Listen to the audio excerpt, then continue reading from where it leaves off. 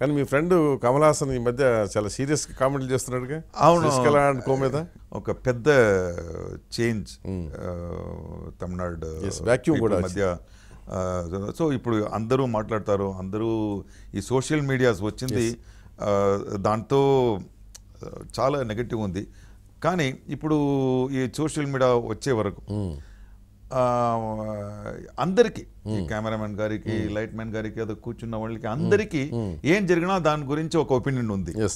But చెప్పడానికి ఒక platform లేదు ఇంతవరకు.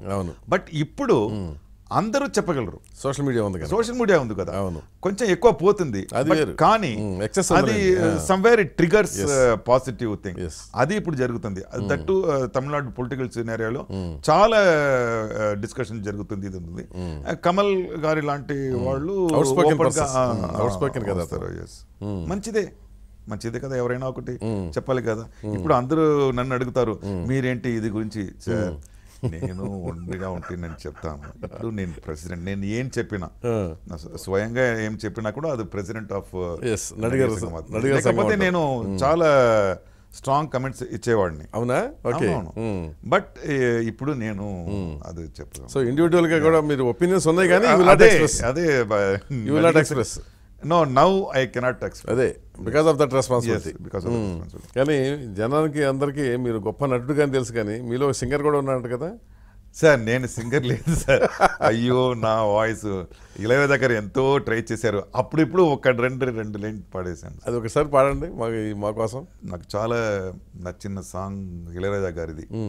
తెండల్ వందు తీంடும் போது என்ன வண்ணமோ மனசுல திங்கள் வந்து காயும் போது என்ன எண்ணமோ நினப்புல வந்து வந்து మోదుదమ్మా.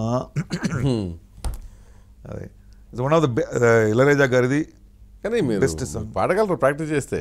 లేదు సార్, నాకు శృతి కష్టం. అంటే ఎవరు అడగలేదు, చెప్పలేదా మీకు? నో ఇళయరాజా గారు ఫుల్ డే ట్రై చేశారు. ఆడదానికి మాత్రమే దాంట్లో ఒక సాంగ్ ఉంది, ఆడవాళ్ళు మాత్రమే, దాంట్లో యు కుడ్ నాట్. సో పిల్లలు ముగ్గురు కూడా సినిమా ఇండస్ట్రీలో ఉన్నారు కదా? లేదండి, పెద్దవాడు గేమ్ డిజైనర్ చదివారు. సెకండ్ సెమ్ ఏమో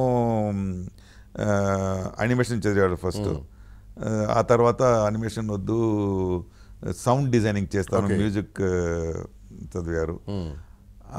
అది సౌండ్ డిజైనింగ్గా తయారవున్నప్పుడు ఒక డైరెక్టర్ చూసి ఒక వేషం చేయన్నాడు. అది చేశారు. ఇప్పుడు యాక్టర్ అవుతానన్నాడు. But actor అవుతానన్నాడు.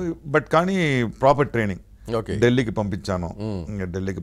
పాండిచేరిలో వర్క్ షాప్ జరుగుతుంది. ఇప్పుడు షూటింగ్ లేదు వాడికి, బట్ ఫుల్ వర్క్ షాప్స్కే వెళ్తున్నాడు. థర్డ్ సన్ ఒక డైరెక్టర్తో అసిస్టెంట్ డైరెక్టర్గా పనిచేస్తాడు. Okay, so almost more or less related to industry only. Yes, ఇప్పుడు ఉన్న పిల్లలకి మేము గైడెన్స్ వాళ్ళకి అందరూ తెలిసినట్టు వాడు మాట్లాడతాడు. ఓకే ఫైన్, ఓకే గైడ్ చేద్దాం, ఇలా చేస్తే ఇలా బాగుంటుంది అని. సో వాళ్ళు మీరు ఎట్లా ఎంత మీకు రెస్పాన్సిబిలిటీ ఉంటుంది కదా మీకు కొంత. My second son he came and asked me, పాపా నేను యాక్టర్ డిసైడ్ చేశాను. I gave time. నేను నిజంగా చెప్తాను, నేను చెప్పానంటే నువ్వు నా కొడుకు,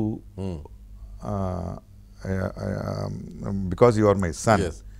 I will not recommend to any directors. Okay. I will not recommend to any director because I didn't come like that. నేను నీ తండ్రిగా అయ్యాను కాబట్టి నీకు మంత్లీ 50,000 రూపీస్ వచ్చినట్టు నీకు ఏమైనా బిజినెస్, సౌండ్ ఇంజనీరింగ్ చదివారు కదా, నీకు సౌండ్ స్టూడియో సెటప్ చేసి అది నీకు ఫిల్మ్ షూటింగ్ ఉందో లేదో నీకు ఇది మాత్రం ఉంది, అదే నేను చేస్తాను. మీరు సార్ వాడికి ఫోన్ చేసి చెప్పు, అది నేను చెయ్యను.